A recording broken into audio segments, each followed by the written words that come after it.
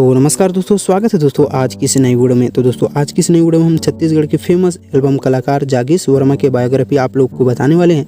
तो दोस्तों इनकी एल्बम आप लोग देखते हैं तो यह वीडियो जरूर देखिएगा, और चैनल पर पहली बार आए हैं तो चैनल को सब्सक्राइब करके वीडियो को लाइक जरूर कीजिएगा। तो दोस्तों जागेश वर्मा का जन्म 19 अगस्त को 1995 में हुआ था। इनकी डेट ऑफ बर्थ प्लेस की बात करें तो नवागांव दुर्ग में हुआ था। वर्तमान में ये रायपुर में रहते हैं।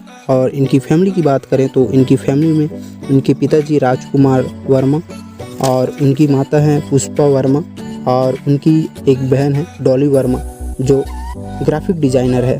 और दोस्तों इनकी फेवरेट कलर की बात करें तो इनकी फेवरेट कलर है ब्लैक, और इनकी हॉबी है डांसिंग और एक्टिंग में।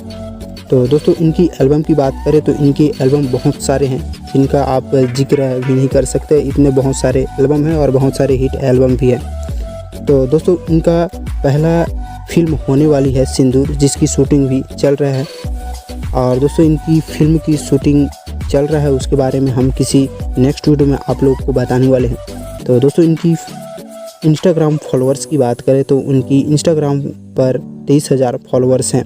तो दोस्तों जितना भी हमें जागेश वर्मा के बारे में हमें पता था आप लोग को बताए हुए हैं।